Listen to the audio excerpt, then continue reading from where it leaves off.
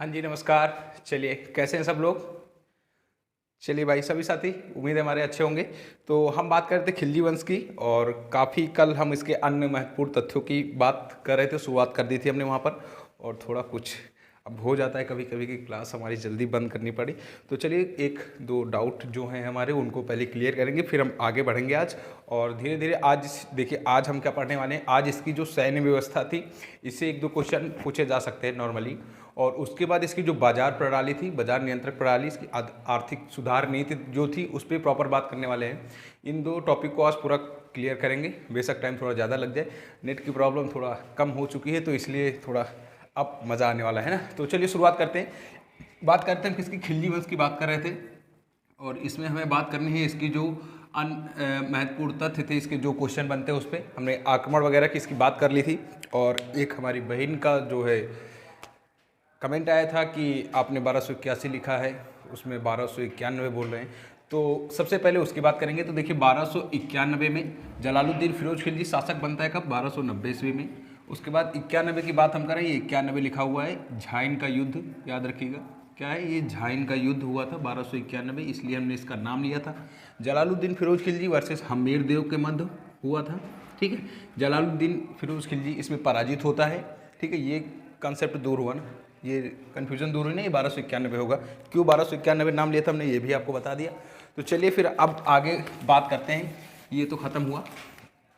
चलिए, आज बात करने वाले इसके अन्य महत्वपूर्ण तथ्यों की बात करनी थी हमें। तो चलिए फिर शुरू करते हैं। अन्य महत्वपूर्ण तथ्य में सबसे पहली हेडिंग लगाई, अन्य महत्वपूर्ण तथ्यों की बात करनी थी हमें। अन्य महत्वपूर्ण तथ्य, तो सबसे पहली बात की थी हमने, इसने क्या किया, धर्म को राजनीति से अलग किया। ये चीज़ों की बात हमने कल भी की थी, और आज थोड़ा सा रिवीजन करेंगे, उसके बाद आगे बढ़ेंगे। क्योंकि जो नए साथी हमारे जुड़ेंगे तो उनके लिए भी ये वीडियो रहेगा, है ना। आप अगर पूरा समझना चाहते हो तो शुरू से देखना पड़ेगा, बाकी ऐसे आप समझना चाहेंगे तो समझ में चीज़ें आएंगी ज़रूर, वादा है हमारा। तो अन्य महत्वपूर्ण तथ्यों में अलाउद्दीन खिलजी की बात कर रहे हैं।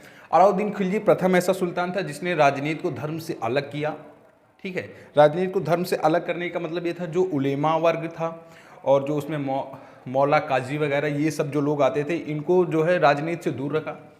इसने निरंकुश राजतंत्र पर यह विश्वास करता था, इनको शिक्षा के तक ही सीमित रखा, राज्य में जो प्रशासन तक इन लोगों को दूर रखा। उसके बाद इसने क्या किया, चार चीज़ों पर इसने प्रतिबंध लगाए। चार चीज़ों पर प्रतिबंध क्यों लगाया इसने? क्योंकि इसके समय पर जो है विद्रोह होने लगे थे, है ना। हर कोई इसके खिलाफ विद्रोह करने लगा था। तो अब इसने चार चीज़ों पर प्रतिबंध लगाए थे। पहले इसने शराबबंदी किया। शराबबंदी किया, जो शराबबंदी करने का मतलब इसका यह था कि आप दिल्ली में रहकर शराब नहीं पी सकते हैं। मदिरा निषेध कर दिया था, दिल्ली में रहकर शराब नहीं पी सकते हैं। आप दिल्ली से 15-20 किलोमीटर दूर जाके शराब वगैरह पी सकते हैं। उसके बाद इसने क्या किया, जो लोगों को पेंशन और उपहार में जो ज़मीनें वगैरह दी गई थी, उसको इसने वापस ले लिया, ठीक है। दो चीज़ें इसने कर दिया। तीसरी चीज़ इसने क्या किया कि जो अमीर वर्ग थे, अमीर लोग थे, उनके मेल मिलाप पर इसने प्रतिबंध लगा दिया। अमीरों के मेल मिलाप पर इसने प्रतिबंध लगाया। उसके बाद इन सब चीज़ों के बारे में जानकारी रखने के लिए इसने गुप्तचर विभाग की स्थापना की। बरीद नामक होता है, बरीद नामक गुप्तचर विभाग की इसने स्थापना की, ठीक है। चार चीज़ें इसने ये किया। अब इन चीज़ों को लिख लीजिएगा आप अपने हिसाब से। पहली चीज़ लिख लीजिएगा, क्योंकि हम आज आगे बात करेंगे, ज़्यादा चीज़ें लिखने के अगर उसमें पढ़ेंगे तो आगे की चीज़ें हमारी मिस हो जाएंगी, तो ऐसा नहीं करना। डेली डेली वही चीज़ें। पहली, राजनीति को धर्म से अलग किया। उलेमा वर्ग, मौला काजी, इन लोगों को राजनीति से दूर रखा। चार चीज़ों पर प्रतिबंध लगाया, शराब और उपहार और पेंशन जो दी जा रही थी उस पर इसने रोक लगा दी। जो अमीर लोग थे उनको गरीब किया, है ना। उसके बाद इसने क्या किया, अमीरों के मेल मिलाप पर प्रतिबंध लगा दिया। आप बिना सुल्तान की आज्ञा के, बिना उसके निर्देश के, बिना उसके अनुमति प्राप्त किए हुए ये सब चीज़ें आप मेल मिलाप नहीं कर सकेंगे आपस में। उसके बाद इसने चौथी चीज़ क्या की थी, गुप्तचर विभाग की स्थापना की। और उसके बाद लिखेगा, इसने सनद प्राप्त नहीं किया, ठीक है। जो अभी तक खलीफा से सनद प्राप्त करते थे सुल्तान, उसने इसको नहीं प्राप्त किया। निरंकुश राजतंत्र में विश्वास करता था, ठीक है। ये इसके महत्वपूर्ण तथ्य हो गए। और अब इसी में बात करेंगे, इसके अन्य महत्वपूर्ण तथ्यों में इसके सैन्य विभाग की बात करेंगे हम, ठीक है। तो हेडिंग लगाइएगा, अलाउद्दीन खिलजी का सैन्य व्यवस्था, है ना। चलिए लिखिएगा, अगली हेडिंग लगाइएगा। राइटिंग की वजह से थोड़ा सा इधर उधर हो जाएगा। अलाउद्दीन खिलजी की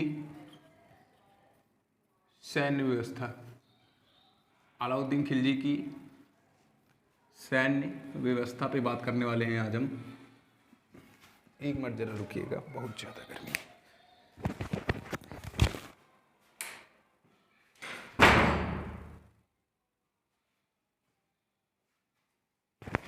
खिलजी की सैन्य व्यवस्था पे बात करने वाले हम लोग। तो चलिए, सबसे पहले यह अपनी सेना दशमलव पद्धति पर रखता था। लगभग 5 लाख की सेना होती है, 4,75,000।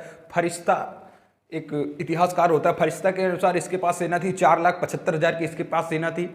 इसको इतनी ज़्यादा सेना की आवश्यकता क्यों थी? क्योंकि इतना बड़ा पहला ऐसा सुल्तान होता है जो केंद्र में अपने इसके अधीन कह सकते हैं 5 लाख लोग इसके अधीन होते हैं। पहला ऐसा सुल्तान था।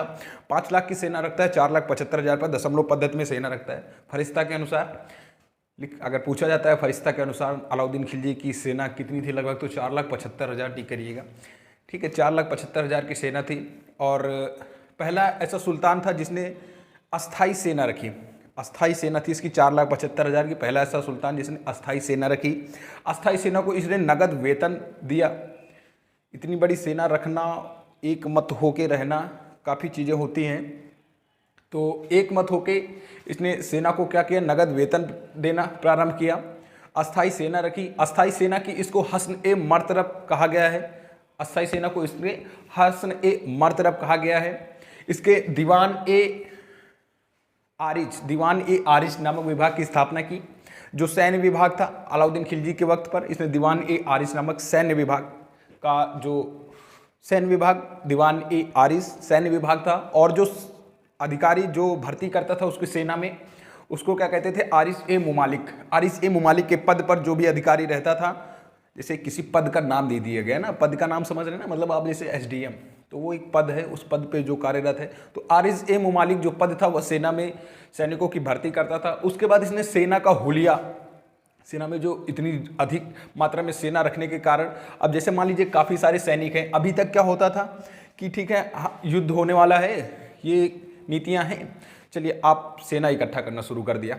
अभी तक अच्छा प्रशासन सब कुछ चल रहा है तो आपको सेना की आवश्यकता नहीं है। अब युद्ध होने वाला है तो आपको सेना की आवश्यकता है। तो उसमें क्या होता था, भ्रष्टाचार वगैरह काफ़ी ज़्यादा होता था सेना में। पता चला कोई दूसरा चला आ रहा, उनकी जगह कोई दूसरा चला आ रहा, विपक्ष के लोग आपकी सेना में शामिल हो गए, आपको पता ही नहीं चल रहा है ना। तो फरिश्ता के अनुसार क्या कहता है कि अलाउद्दीन की 4,75,000 में वर्दीधारी सुसज्जित घुड़सवार सैनिक होते हैं। ठीक है, इसने सेना का हुलिया लिखना प्रारंभ किया। हुलिया लिखने से इसका क्या मतलब है, सैनिकों का हुलिया। ठीक है, जैसे मान लीजिए ये इसका कोई सैनिक है, ये इसकी गर्दन वगैरह, ये पेट वगैरह है, ठीक है, ये पैर, ये हाथों में लिए हुए सब, ये इसके बाल वगैरह है। ठीक है, ये सैनिक का हुलिया लिखना क्या हुआ, तो पहली चीज़ तो इसने वर्दी अपनी शुरू की। वर्दी एक ड्रेस, प्रॉपर ड्रेस सैनिकों के लिए। उसके बाद हुलिया लिखने का कहने का मतलब हमारा ये है, मान लीजिए नगद वेतन देता था। ठीक है, युद्ध के टाइम पर क्या हुआ, मान लीजिए युद्ध होने वाला है, अब बेटा जवान है, पिताजी बूढ़े हैं उसके, तो पिताजी क्या बोल रहे हैं, बेटा अभी तो तुम्हें बहुत जीना है, अब मैं युद्ध में चला जाता हूँ, पता चला वापस आए या ना आए, तो मैं चला जाता हूँ, आप घर पे रुकिए। तो अब बताइए, पिताजी जा रहे हैं, बूढ़े हैं, तो हानि इसमें किसकी है, सुल्तान की हानि है। इसलिए उसने क्या किया, सेना का हुलिया लिखना प्रारंभ किया। हुलिया लिखने से मतलब ये है, जैसे मान लीजिए ये सैनिक है, इसके यहाँ पर कोई निशान बना हुआ है, यहाँ पर कोई तिल वगैरह बना हुआ है या कोई ऐसा निशान है, तो उसको एक लिख लिया जाता था। ठीक है, जब वह सैनिक आता था तो हुलिया लिखा हुआ था उसका। उसके बाद इसने घोड़े दागने की प्रथा प्रारंभ की। क्या किया, घोड़े दागने की प्रथा प्रारंभ की। ठीक है, घोड़े दागने की इसने प्रथा प्रारंभ की।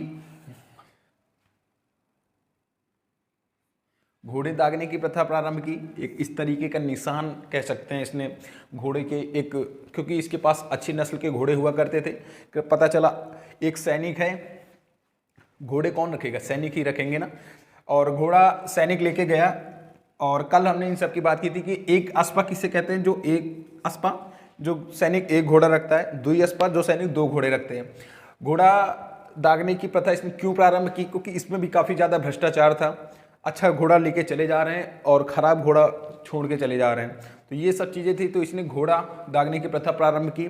234 टंका होता है घुड़सवार का वार्षिक, टंका मतलब चांदी का सिक्का, 234 टंका वार्षिक, और पैदल सैनिक को 78 टंका दिया जाता था। ठीक है, उसके बाद एक अस्पा घोड़े का, एक जो घोड़ा रखेगा एक अस्पा, दो घोड़े रखने वाला सैनिक द्वि अस्पा कहलाता था। तो चलिए इसकी सैन्य विभाग की बात हो गई। ठीक है, और सेना का जो प्रमुख होता था उसे खान कहा जाता था। काफ़ी उसमें ये बटे हुए थे, सेना का सर्वोच्च अधिकारी सुल्तान, खान, मलिक, सिपहसालार, मलिक, सिपहसालार, 4-5 पद थे सेना के। तो इन सब चीज़ों से मतलब नहीं है हमारा। ठीक है, सैन्य व्यवस्था इसकी समझ में आई। 4,75,000 की सेना, फरिश्ता के अनुसार सुसज्जित घुड़सवार व्यक्ति, दशमलव पद्धति पर सेना रखना, अस्थाई सेना रखना, पहला सुल्तान जिसने अस्थाई सेना रखा, पहला सुल्तान जिसने सेना को नगद वेतन देना प्रारंभ किया। तो ये सब चीज़ें थी। तो चलिए लाइन से लिखते हैं हर एक चीज़, फिर आगे बात करेंगे इसकी।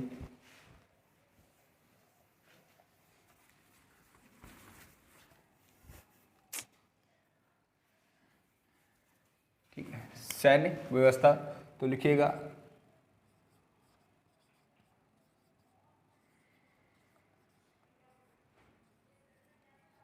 अलाउद्दीन खिलजी पहला ऐसा सुल्तान जिसने अस्थाई सेना रखी, जिसने अस्थाई सेना रखी। ठीक है, अस्थाई सेना रखी। अगर ये चीज़ें आपको नहीं दिखती हैं तो हम खुद ही बोल दिए हैं, आप लिख लीजिएगा अपने हिसाब से। ठीक है जी, पूरा दिख रहा है, एक मिनट।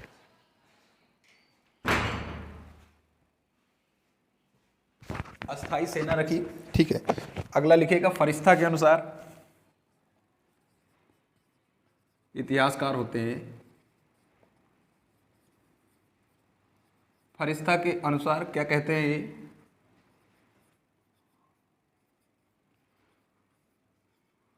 अलाउद्दीन के पास 4,75,000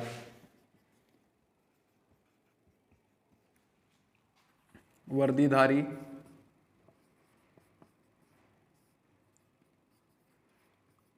व घुड़सवार सुसज्जित सैनिक थे। घुड़सवार सैनिक थे। अगला पॉइंट लिखिएगा आप इसमें, दशमलव पद्धति पर सेना रखी।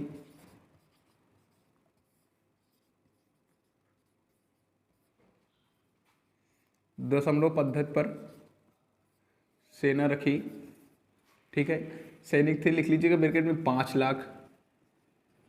चीज़ें आपको सारी मिलेंगी और हमारी शकल पे मत जाइएगा, बोर्ड को आप ज़्यादा देखिएगा, क्योंकि चीज़ें आपको इसी से पता चलेंगी ना कि चीज़ें सही हैं या गलत हैं।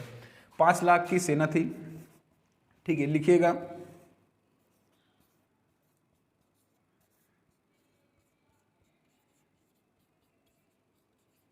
दीवान ए आरिश नामक दीवान ए आरिश नामक सैन्य विभाग की स्थापना की। सैन्य विभाग की स्थापना की। ठीक है, इसी में अगला लिखिएगा दीवान ए आरिज नामक सैन्य विभाग की स्थापना की। लिखिएगा सेना में भर्ती करने का अधिकारी।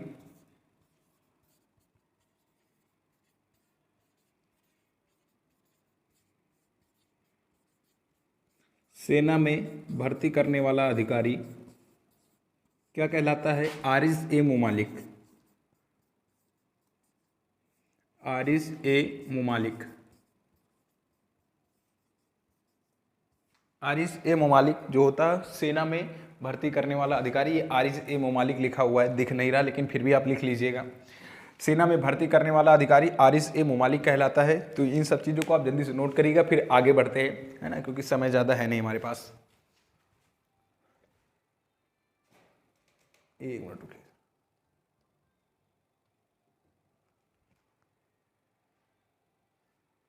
जी।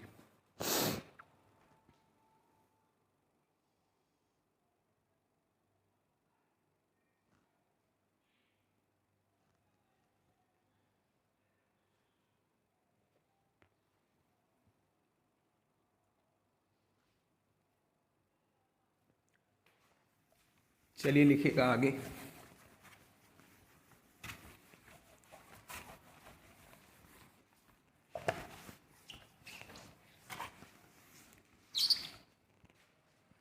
चलिए इन सारी चीज़ों की बात कर ली। अगला लिखिएगा इसकी अस्थाई सेना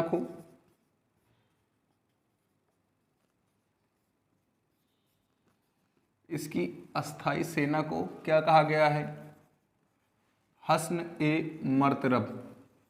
हस्न ए मर्तरब कहा गया है इसकी अस्थाई सेना को। इसकी अस्थाई सेना का मतलब समझ रहे हैं आप किसको हम बात कर रहे हैं? अलाउद्दीन खिलजी की।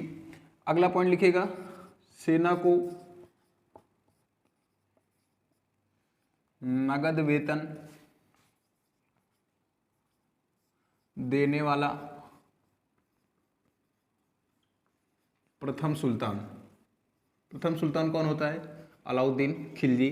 इसी में अगला लिखेगा सेना के अंदर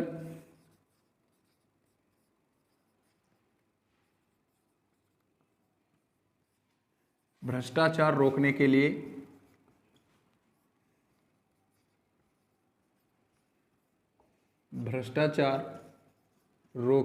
क्या किया?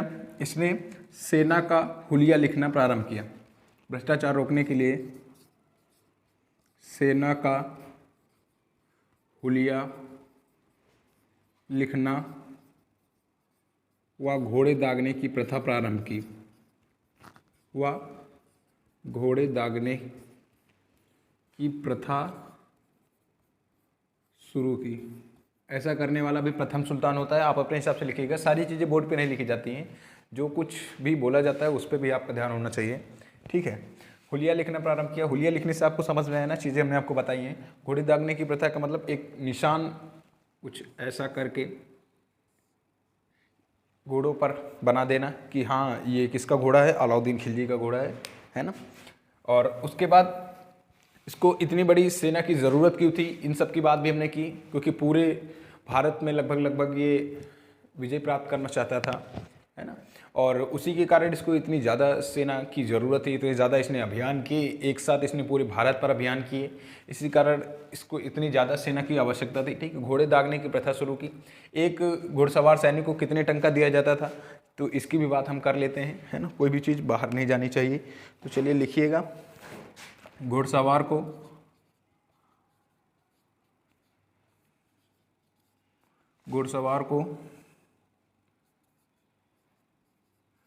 234 टंका वार्षिक वेतन, एक मासिक का 19.75 या कुछ लगभग ऐसे होगा। और लिखिएगा पैदल सैनिक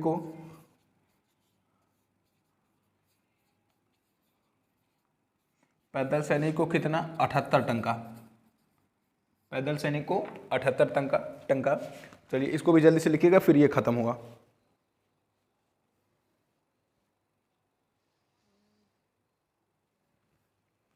चलिए इसमें चाहे तो आप लिख सकते हैं सेना प्रमुख किसे बोलते हैं, तो यहाँ पर लिख लीजिएगा सेना प्रमुख कौन होता था?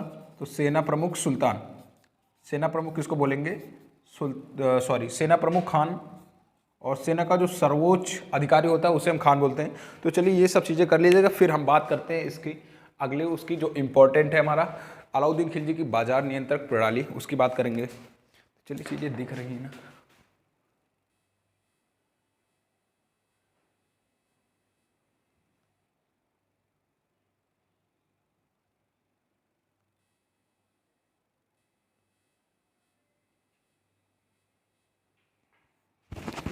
चलिए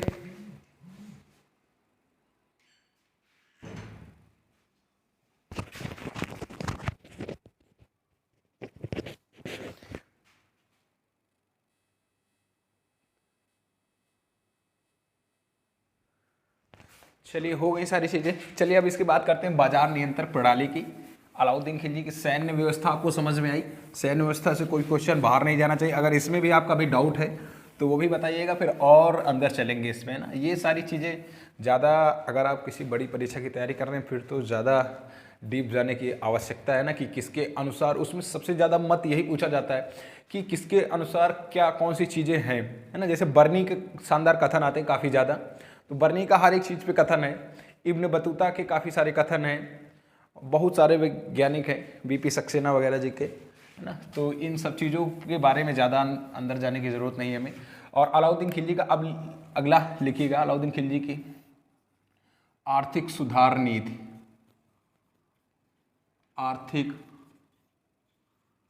सुधार नीति, ठीक है। आर्थिक सुधार नीति इसने क्यों अपनाई, सबसे पहला कारण, तो इसका कारण समझिएगा। आर्थिक आधार नीति इसका अपनाने का, आर्थिक सुधार नीति सॉरी अपनाने का इसका कारण क्या होता है, क्योंकि जब हमने बात की इसने बहुत सारे आक्रमण किए, अभियान किए, उसमें जब इसने मदुरई का आक्रमण किया तो सबसे ज़्यादा उससे इसने सोना प्राप्त हुआ, सबसे ज़्यादा सोना प्राप्त हुआ। कहा जाता है कि मदुरई आक्रमण के बाद दिल्ली सल्तनत में सोने की नदियाँ बहना शुरू हो गई, सोने की नदियाँ, अपार धन संपत्ति ज़्यादा होने के कारण बहुत ज़्यादा दिल्ली सल्तनत में अपार धन संपत्ति आई। इससे क्या हुआ, लोगों ने सोना इकट्ठा करना शुरू कर दिया, चीज़ें महंगी होना शुरू हो गई। अब इतनी बड़ी सेना है, अब सेना को सारा धन तो मिलेगा नहीं, सुल्तान के जो बड़े बड़े लोग हैं उन्हीं के आपस में बटेगा भाई, है ना। तो काफ़ी ज़्यादा भ्रष्टाचार फैलने लगा, तो उसके कारण इसने आर्थिक सुधार नीति अपनाई। और इसकी आर्थिक सुधार नीति अपनाने का जो जानकारी मिलती है, तो एक बर्नी की किताब है तारीख फिरोज शाही और इब्न बतूता की रेहला से इसकी जानकारी मिलती है, इसकी आर्थिक सुधार नीति की। आगे चीज़ें लिखेंगे, अभी आप पहले समझिए चीज़ों को, उसके बाद आगे बात करेंगे। आर्थिक सुधार नीति की जानकारी कहाँ से मिलती है, यदि आपसे पूछा जाता है कि अलाउद्दीन खिलजी की आर्थिक सुधार नीति की जानकारी, तो बर्नी की किताब होती है तारीख फिरोज शाही और इब्न बतूता की रेहला। इब्न बतूता भी 1333 में भारत आएगा। इब्न बतूता की पुस्तक रेहला से इसकी जानकारी मिलती है। इसके कारण इसने बाजार नियंत्रण प्रणाली शुरू की। बाजार नियंत्रण प्रणाली समझ रहे हैं आप, बाजार नियंत्रण प्रणाली इसने शुरू की। इसका उद्देश्य क्या था कि इसका बाजार नियंत्रण प्रणाली शुरू करने का इसका उद्देश्य क्या था, तो सबसे पहला कथन इसमें बर्नी का आता है कि इतनी बड़ी सेना का निर्वाह कम तनख्वाह में या कम वेतन में इतनी बड़ी सेना का निर्वाह करने के लिए सुल्तान ने वस्तुओं का जो रेट होता है, जो दाम होता है, उसको तय कर दिया है ना, कि उसको सुल्तान द्वारा वस्तुओं का जो रेट होता है उसको तय कर दिया गया।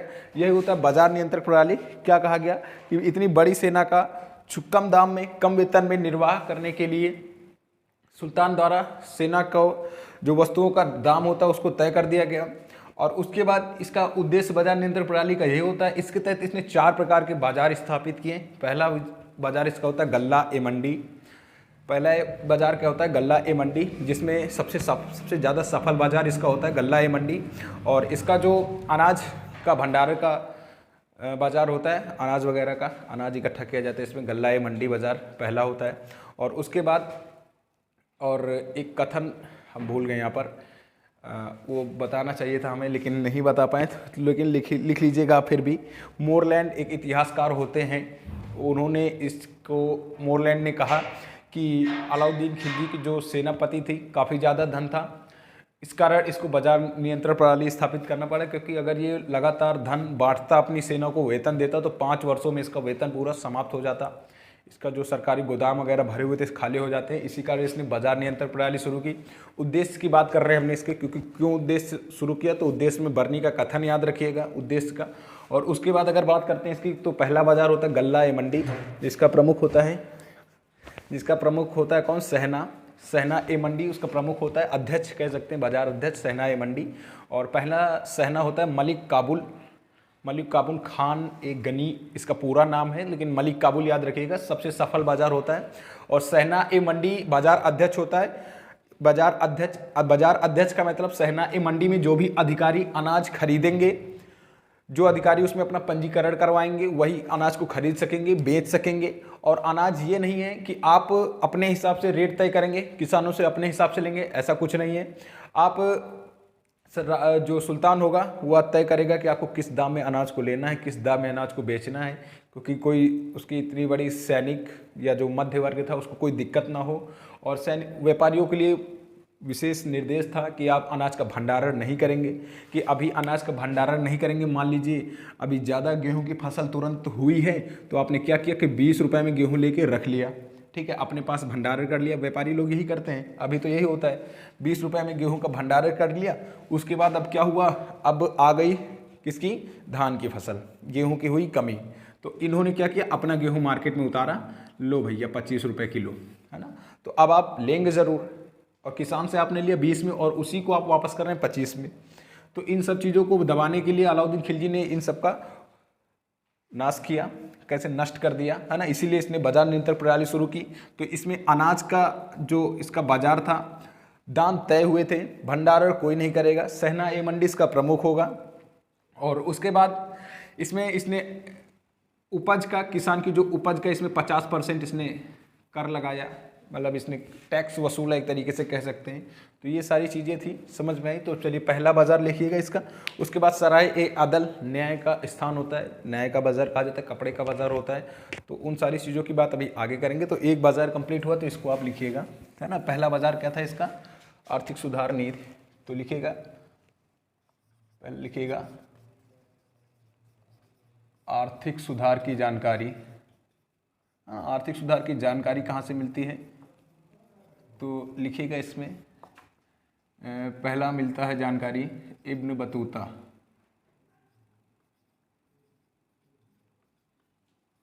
इब्न बतूता की पुस्तक रेहला से, इब्न बतूता की पुस्तक रेहला, ये रेहला लिखा हुआ है। और अगला लिखिएगा बर्ने की पुस्तक होती है तारीख ए फिरोजशाही।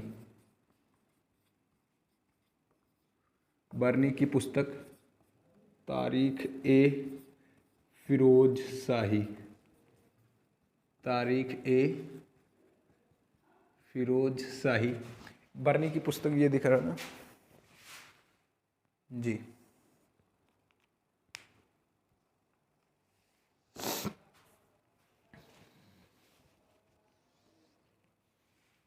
चलिए, तारीख ए फिरोजशाही में आर्थिक सुधार नीति की इसकी जानकारी मिलती है ना। आर्थिक सुधार नीति अपनाने का इसका प्रमुख कारण यही था कि एक स्थान एक दाम, है ना। जब एक स्थान एक दाम होगा, जैसे जीएसटी कह सकते हैं, जीएसटी लगाना, एक स्थान एक दाम। तो लिख लीजिएगा, है ना। जानकारी इसको इससे मिली, और इसी में लिखिएगा इसने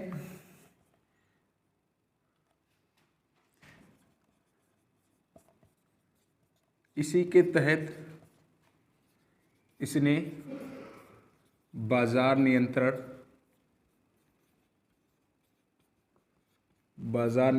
प्रणाली शुरू की, है ना। बाजार नियंत्रण प्रणाली शुरू की। इसने 4 प्रकार के बाजार स्थापित किए। इसने 4 प्रकार के बाजार स्थापित किए। बाजारों की बात आगे करेंगे, एक एक बाजार की। तो अगला इसी में और लिखिएगा एक स्थान एक दाम की नीति अपनाई, एक स्थान एक दाम की नीति अपनाई, ठीक है। अब इसको जल्दी से नोट करिएगा, फिर आगे इसकी बाजार की बात करते हैं। पहला बाजार था इसका गल्ला ए मंडी।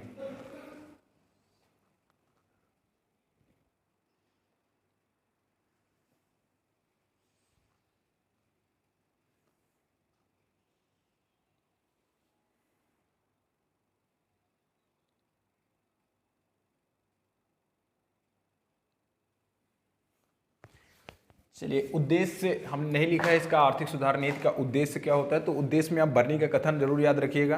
कथन 2-3 बार हम बात कर चुके हैं। तो उद्देश्य में क्या कथन था बर्नी का, कि सेना का जो वेतन इसने कम किया, क्योंकि बड़ी सेना थी। वेतन कम करने के कारण एक बड़ी सेना का कम वस्तुओं में, या कह सकते हैं छोटे दामों में निर्वाह करने के लिए सुल्तान ने चीज़ों का दाम स्थिर कर दिया, ठीक है। तो ये था इसका आर्थिक सुधार नीति की जानकारी, जरूर याद रखिएगा। तो चलिए, इसके तहत 4 प्रकार के बाजार स्थापित की। तो पहला बाजार था इसका, तो यहाँ पे भी हेडिंग लगा लीजिएगा बाजार नियंत्रण प्रणाली। इसी के तहत हम बात कर रहे हैं, लगा लीजिएगा बाजार नियंत्रण प्रणाली, ठीक है।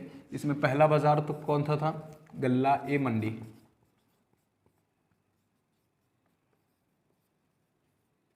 गल्ला ए मंडी, देखिए बात करना तो चारों बाजार की बात एक साथ कर सकते हैं, लेकिन उसमें ज़्यादा क्या खिचपिच ज़्यादा हो जाएगी, तो ऐसा नहीं करना है। गल्ला ए मंडी अनाज का बाजार था, है ना। तो लिख लीजिएगा अनाज का मार्केट, अनाज का बाजार, है ना। इसमें गेहूँ, दाल, चावल, चीनी, ये सब चीज़ें मिलती थी, अनाज की वस्तुएं। और इसका लिखिएगा प्रमुख है ना, गल्ला ए मंडी का प्रमुख कौन होता था? सहना ए मंडी। सहना ए मंडी, या प्रमुख की जगह आप अध्यक्ष भी कर लीजिएगा। और पहला सहना कौन होता है? तो पहला सहना मलिक काबुल।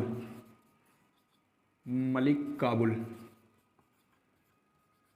पहला सहना या पहला बाजार अध्यक्ष मलिक काबुल। सहना ए मंडी का कार्य क्या था, है ना, तो इसमें लिख लीजिएगा। इसका कार्य था कि सभी व्यापारी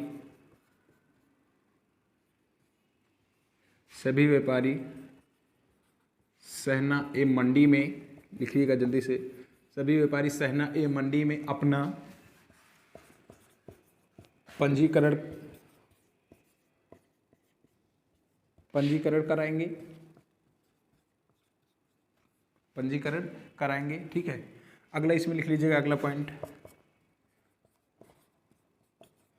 अनाज को सुल्तान द्वारा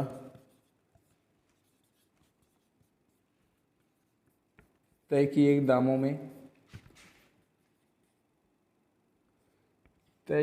दामों में बेचेंगे। ठीक है, और जो व्यापारी सहना ए मंडी में अपना पंजीकरण कराएंगे वही जो है व्यापार कर सकेंगे, मतलब उधर से अनाज खरीद सकेंगे और इधर से बेच सकेंगे, वही तय किए गए दामों में बेचेंगे। अगला इसी में लिखिएगा, अनाज का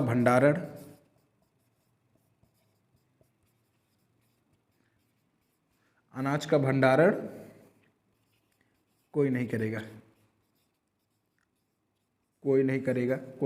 का मतलब ना ही अधिकारी करेगा, ना ही व्यापारी भंडारण करेगा, और ना ही कोई किसान भंडारण कर सकेगा अनाज का। तो ये सारी चीज़ें होती हैं पहले इसमें गल्ला ए मंडी में। गल्ला ए मंडी में ज़्यादा चीज़ें पूछे जाने वाली हैं, तो यही पूछा जाने वाला है कि इसका अध्यक्ष पहला कौन होता है, तो सहना ए मंडी इसका अध्यक्ष होता है। और बाकी कोई चीज़ इसमें बची नहीं हुई, आप जल्दी से इसका नोट करिएगा। हाँ, एक चीज़ ज़रूर लिख लीजिएगा, अनाज का बाजार होता है, इसी में लिख लीजिएगा सबसे सफल बाजार इसका होता है, सबसे सफल बाजार, ये ज़रूर लिख लीजिएगा, सबसे सफल बाजार इसका, तो गल्ला ए मंडी।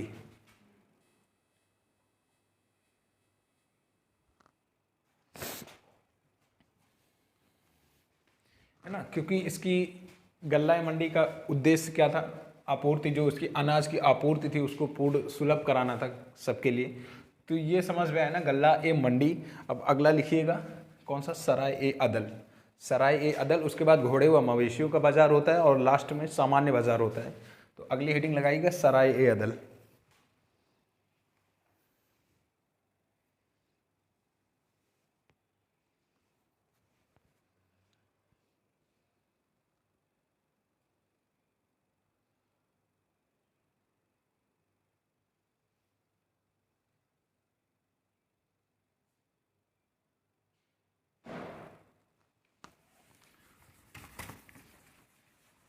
चलिए, 4 प्रकार के बाज़ारों में पहला हो गया गल्ला ए मंडी, सबसे सफल बाज़ार यही होता है। और दूसरा बाज़ार क्या होगा इसका? सराय ए अदल।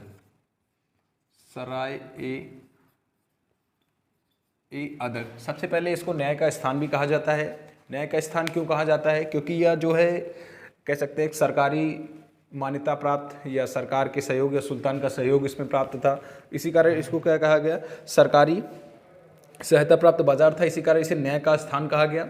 और इसका जो प्रमुख होता है वो राय परवाना इसका प्रमुख होगा। सराय ए अदल का यमुना के तट पर स्थापित करता है। कपड़े का बाजार होता है सराय ए अदल, और इसमें जो है कपड़े के अलावा और काफ़ी चीज़ें भी मिलती हैं, जैसे कंजावरी, मतलब कई किस्मों के कपड़े इसमें मिलते थे, जैसे कंजावरी है, तस्बीब है, रेशमी वस्त्र है, और इसके अलावा इसमें जड़ी बूटी, तेल वगैरह और काफ़ी सारी चीज़ें इसमें मिलती थी। तो ये सराय ए अदल है, या सरकारी सहायता प्राप्त था, न्याय का स्थान इसको कहा जाता है। यमुना के तट पर स्थापित,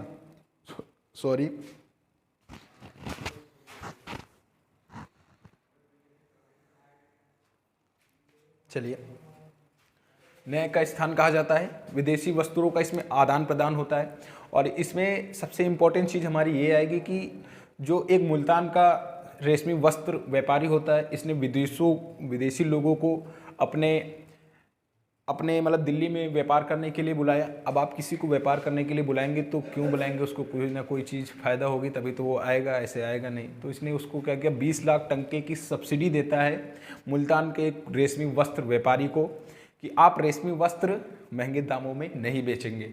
इसीलिए याद रखिएगा इसको, वस्त्र मतलब कपड़े का बाज़ार था और इसमें विदेशी वस्त्रों को आदान प्रदान होता था। एक टंके से लेकर के 10,000 टंके तक का सामान इस बाज़ार में उपस्थित आदान प्रदान हो सकता था, इसी वक्त समझिएगा। और इसका अगला बाज़ार होता है घोड़े व मवेशियों दासों का बाज़ार होता है, तीसरा बाज़ार होता है। इस बाज़ार की स्थापना इसने बिचौलियों को ख़त्म करने के लिए किया, क्योंकि बिचौलियों की वजह से जो बीच के लोग होते हैं, जैसे आज के उस हिसाब से हमारे हिसाब से समझिएगा जो प्लाटिंग का जो सिस्टम है ना, अब मान लीजिए कोई प्लाट है, ठीक है, डायरेक्ट जिसका है उससे आपका संपर्क नहीं हो पा रहा है, बीच में किसी ने करवाया है ना, तो अब उसको भी कुछ चाहिए, है ना। इसी तरह होता था, मान लीजिए कोई अच्छी नस्ल का घोड़ा है, अब आपके संपर्क में नहीं है, बोला हम आपको दिला देंगे।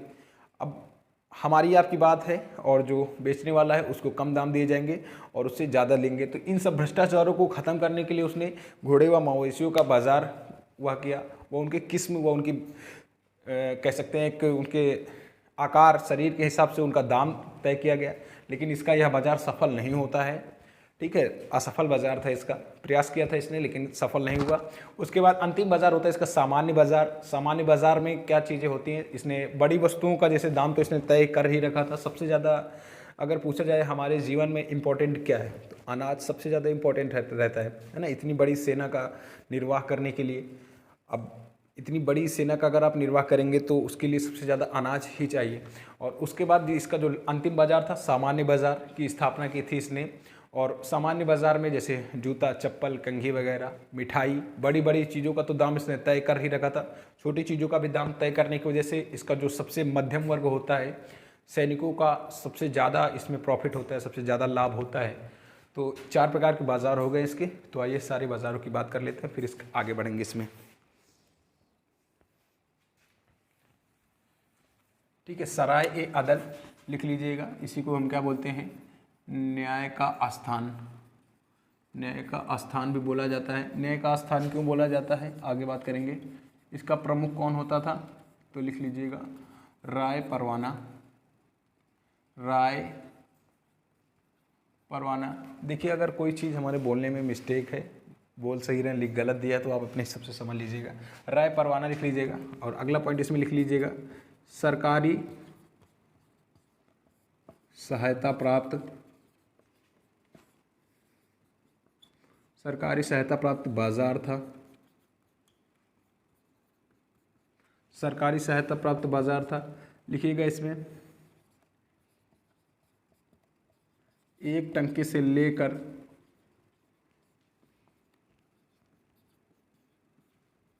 10,000 टंकों की वस्तुओं का 10,000 टंकों के वस्तुओं का आदान प्रदान होता था, है ना, लिख लीजिएगा आदान प्रदान। अगला पॉइंट इसे भी लिखिएगा विदेशी वस्तुओं का आदान प्रदान। विदेशी वस्तुओं का आदान प्रदान कौन से बाजार में होता था, तो सराय ए अदल में। अगला पॉइंट इसे भी लिख लीजिएगा अलाउद्दीन खिलजी ने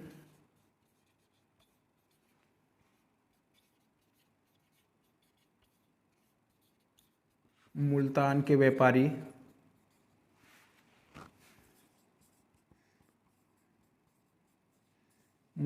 व्यापारी को कितने टंके दिए थे, तो 20 लाख टंके की सब्सिडी दी थी। सब्सिडी का मतलब समझ रहे हैं, जैसे आजकल हम लोग सिलेंडर लेने जाते हैं ना, सब्सिडी दी थी। क्यों दी थी, व्यापार करने के लिए।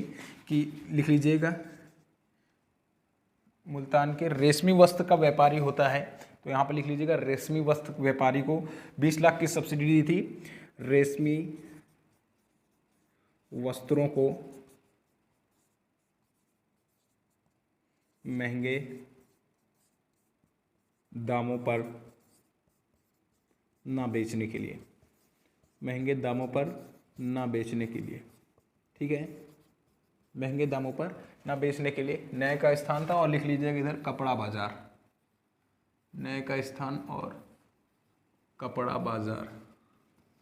ठीक है, इसमें जो चीज़ें रह गई होंगी देखते हैं अभी, उनको भी हम आगे करेंगे। कंजा इसमें जो काफ़ी प्रकार के कपड़े मिलते थे, कंजा भावरी, सिलहटी, तसहिब, ये सारे प्रकार के कपड़े मिलते थे, तो इनको भी आप लिख लीजिएगा अपने हिसाब से जैसा आपको अच्छा लगे।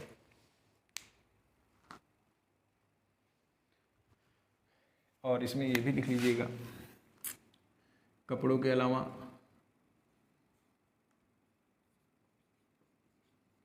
क्या क्या मिलता था, घी, तेल, जड़ी बूटी, है ना। टाइम पास नहीं करना है ना, क्योंकि बिगाड़ के फिर से इतनी चीज़ें लिखने के लिए क्या मतलब है, तो आप जल्दी से नोट कर लीजिएगा इसे अपने हिसाब से।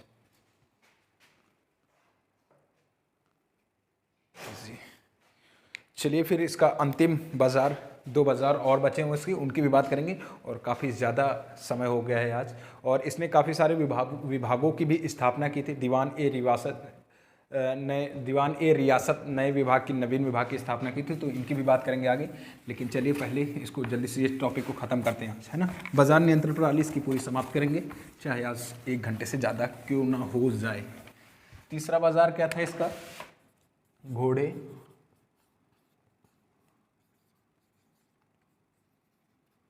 मवेशियों व दासों का बाजार था। ठीक है, दासों का बाजार क्यों, इसमें इसका कारण क्या था, तो लिख लीजिएगा इसका मतलब इस बाजार की स्थापित करने का कारण क्या था, तो इसमें लिखिएगा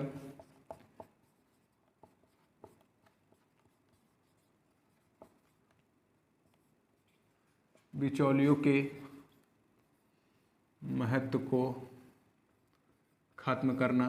ठीक है, जो बिचौलियों का भ्रष्टाचार था उसको खत्म करना, अच्छे अच्छे किस्म के घोड़े व जानवरों का, ये जानवरों लिखा हुआ है ना, घोड़े व जानवरों का मूल्य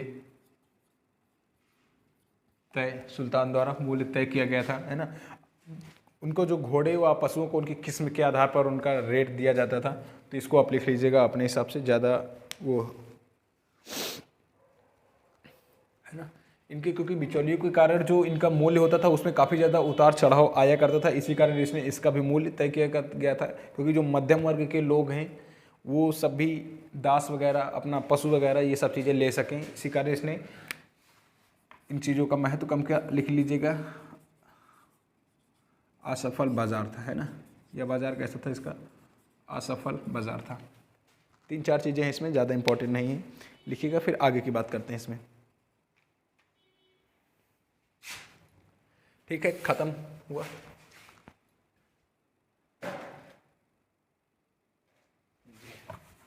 चलिए अंतिम बाजार होगा इसका कपड़े का बाजार, सॉरी सामान्य बाजार, अंतिम बाजार सामान्य बाजार।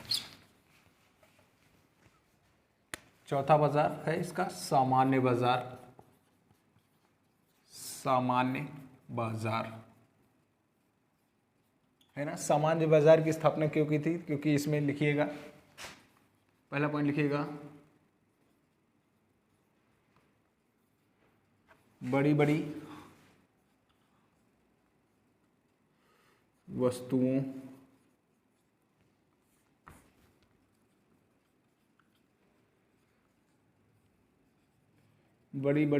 के अलावा सुल्तान ने छोटी छोटी वस्तुओं का भी दाम तय कर रखा था, है ना, दाम तय कर रखा था। अब लिख लीजिएगा जैसे वस्तुओं में क्या क्या आएगा, तो लिख लीजिएगा जैसे क्या क्या आएगा, तो लिखिएगा कंघी, एक कंघी लिखा हुआ है, जूता, चप्पल, मिठाई, ये मिठाई लिखी हुई है, और लिख लीजिएगा काफ़ी सारी चीज़ें, दवा वगैरह आ जाएगा इसमें ना, खाने पीने की चीज़ें ज़्यादा थी इसमें। तो ये सामान्य बाज़ार, ये सारे बाज़ारों की बात हमने कर ली, सारे बाज़ार इसके ख़त्म हुए। और लिख लीजिएगा जैसे सब्जी है, फल है, ये सारी चीज़ें इसमें थी। तो सामान्य बाज़ार भी इसका कंप्लीट हुआ। 4 प्रकार के बाज़ारों की बात की। बाज़ार नियंत्रण प्रणाली आपके समझ में आई होगी, उम्मीद करते हैं। चलिए क्योंकि इसने बाज़ार नियंत्रण प्रणाली को सफल बनाने के लिए, देखिए कोई चीज़ लागू करना बहुत आसान बात होती है, और इसके बाज़ार नियंत्रण प्रणाली के इसमें 2-3 इतिहासकारों के मत मिलते हैं। वो उन मतों में इसलिए विवाद है क्योंकि थोड़ा डाउट वगैरह है, क्योंकि जो वीपी सक्सेना जी कहते हैं कि इसका जो बाज़ार नियंत्रण प्रणाली इसने जो ये लागू कर रखी थी पूरे भारत में लागू थी। क्या इनका कहने का मतलब ये जो इसकी बाज़ार प्रणाली शुरू है दिल्ली में ही नहीं थी, केवल पूरे भारतवर्ष में इसकी जो बाज़ार नियंत्रण प्रणाली लागू थी। लेकिन जो मोरलैंड वैज्ञानिक होते हैं उनके अनुसार था कि इसकी जो बाज़ार नियंत्रण प्रणाली है यह केवल दिल्ली सल्तनत में ही लागू थी या उसके आसपास के क्षेत्रों में लागू थी, बाकी जगह यह लागू नहीं थी। तो लिख लीजिएगा कि बाज़ार नियंत्रण प्रणाली के उसमें इतिहासकारों के मतभेद में, लिख लीजिएगा इसमें लिखिएगा मतभेद। तो पहला लिखिएगा मोरलैंड के अनुसार क्या कहते हैं ये, मोरलैंड के अनुसार इसकी बाज़ार नियंत्रण प्रणाली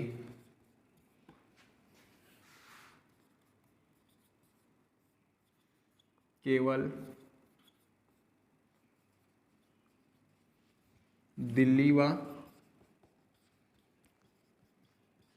आसपास के क्षेत्रों में लागू थी। ठीक है, दिल्ली व आसपास के क्षेत्रों में लागू थी। अगला लिखिएगा वीपी सक्सेना के अनुसार, वीपी सक्सेना के अनुसार यह पूरे भारत में लागू थी, है ना, यह पूरे भारत में लागू थी, पूरे भारत में लागू थी। ठीक है, तो ये जो चीज़ें आप अपने हिसाब से लिख लीजिएगा। उसके बाद बात करते हैं इसके जो बाज़ार में सबसे सफल बाज़ार गल्ला ए मंडी होता है। अगर असफल बाज़ार पूछा जाता है तो घोड़े व मवेशियों का बाज़ार होता है। पहला सहना, प्रमुख सहना मतलब सहना ए मंडी किसका प्रमुख था, तो गल्ला ए मंडी का प्रमुख था सहना ए मंडी। और प्रमुख सहना तो मलिक काबुल प्रमुख सहना होता है। ठीक है, ये चीज़ों को आप लिख लीजिएगा। फिर उसके बाद बात करते हैं इसको बाज़ार नियंत्रण प्रणाली को सुचारू रूप से चलाने के लिए इसने कुछ नए विभागों की स्थापना की, है ना, क्योंकि देख लीजिए किसी चीज़ को लागू करना, अब मान लीजिए इसने बाज़ार नियंत्रण प्रणाली शुरुआत की, अब बहुत सारे लोग इसमें भ्रष्ट करने वाले आ जाएंगे, खाने पीने वाले आ जाएंगे, तो उन सब चीज़ों को इसने दूर रखने के लिए इसने काफ़ी सारे नवीन जो पद बनाए। पहला था इसमें दीवान ए रियासत नामक पहला नवीन पद बनाता है इसमें, नवीन विभाग दीवान ए रियासत। और ये जो आर्थिक आधार का, जिसने आर्थिक आधार नीति अपनाई थी, इसका अध्यक्ष होता है, आर्थिक सुधार नीति का अध्यक्ष कह सकते हैं, या पूरी बाजार नियंत्रण प्रणाली का अध्यक्ष क्या कहलाता है, नवीन विभाग की स्थापना करता है दीवान ए रियासत। अगला था सहना ए मंडी, जिसे हम क्या बोलते हैं, सहना ए मंडी, है ना, बाजार अध्यक्ष को हम क्या बोलेंगे, सहना ए मंडी। अगला था बरीद या मुनहियर या मुनहयान, बरीद या मुनहियर या मुनहान गुप्तचर नामक विभाग था, इन्हीं के उसमें गुप्तचर नामक विभाग था। और अगला था इसने किया था नाजिर नामक विभाग की स्थापना की। नाप तौल का अधिकारी होता है नाजिर, और इसमें कहा जाता है कि इसकी जो शासन शक्ति इतनी ज़्यादा लागू थी कि अगर कोई भी जो व्यक्ति होता है, जैसे कोई भी व्यापारी जितना कम तौलेगा आपके उसमें, जैसे आपने कोई सामान लिया उसमें इसने 500 ग्राम कम तौल दिया तो 500 ग्राम उसके शरीर से मांस निकाल लिया जाएगा। इतने सशक्त थी इसकी प्रणाली, है ना, इतना ज़्यादा शक्तिशाली शासन था इसका। तो इसीलिए इसने नाप तौल के लिए कौन सा अधिकारी बना रखा था, नाजिर। और परवाना व नवीस परमिट अधिकारी था, है ना, कि आपके पास इतनी परमिट है किसी चीज़ के, मान लीजिए कोई व्यापारी है तो आप इतनी सामान रख सकते हैं, आप इतना सामान रख सकते हैं। अब ये नहीं कि आप बहुत बड़े व्यापारी हैं तो आप पूरी मार्केट खरीद लेंगे, तो ऐसा नहीं था, परमिट के आधार पर भी इसने बना रखा था, है ना। और अगला जैसे पूछा जाता है तो इसने मुँह सब विभाग की स्थापना की थी। ये आचरण विभाग का अधिकारी था, है ना। आचरण विभाग, आचरण देखने का मतलब बहुत सारे व्यापारियों का आचरण देखने के लिए सारी सुविधाएं इसने लागू कर रखी थी। तो ये सारी चीज़ें होती हैं। और उसके बाद इसने बरीद ए मंडी, क्या बरीद ए मंडी नामक विभाग की भी स्थापना इसने की थी, जो किसका प्रमुख होता है, बाजार निरीक्षक। बाजार निरीक्षक कौन होता है, बरीद ए मंडी, ठीक है। इसकी बाजार नियंत्रण प्रणाली को बरनी क्या बोलते हैं, तो बरनी से मध्य युग का चमत्कार, बरनी क्या बोलते हैं, मध्य युग का चमत्कार बोलते हैं इसकी बाजार नियंत्रण प्रणाली को। तो याद रखिएगा ये सारी चीज़ें हो गई हैं, अब इनकी बात करते हैं, ठीक है। बाजार नियंत्रण प्रणाली कंप्लीट हुई इसकी, मतभेदों में जरूर याद रखिएगा। और उसके बाद अब अंतिम बचा हुआ है बस बाजार नियंत्रण प्रणाली को सुचारू रूप से चलाने के लिए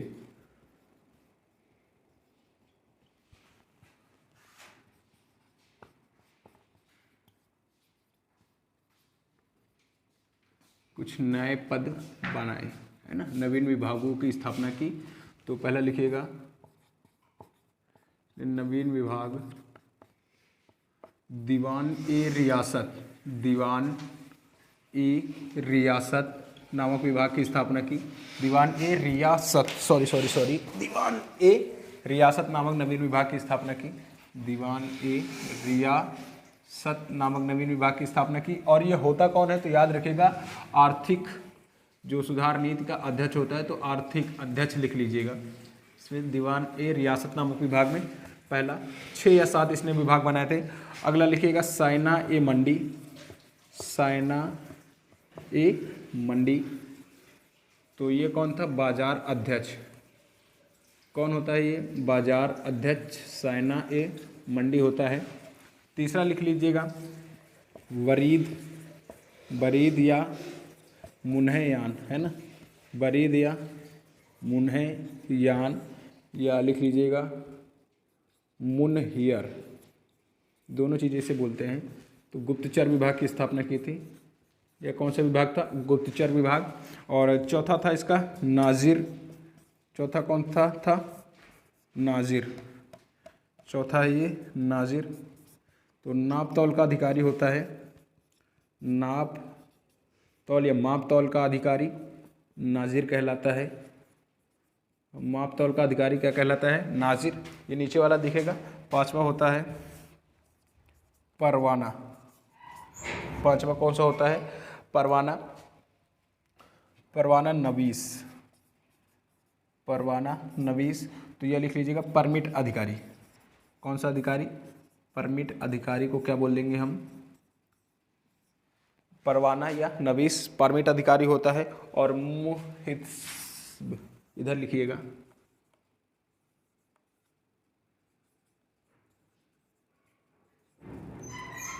आचरण विभाग, है ना, आचरण विभाग कौन होगा ये, आचरण विभाग,